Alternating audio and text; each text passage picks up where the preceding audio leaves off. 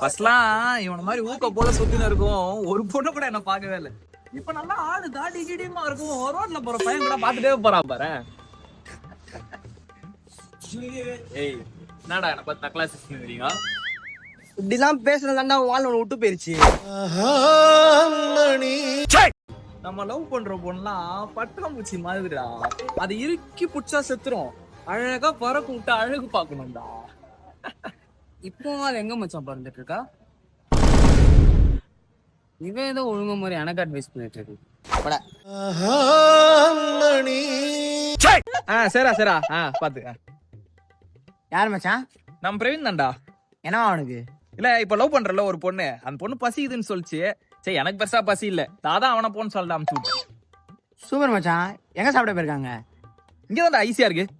ஓ ஈஸியார்ல hotel. அப்ப கண்டிப்பா சாப்பிட தான் போயிருப்பாங்க மச்சான். சரி நான் வரேண்ணே.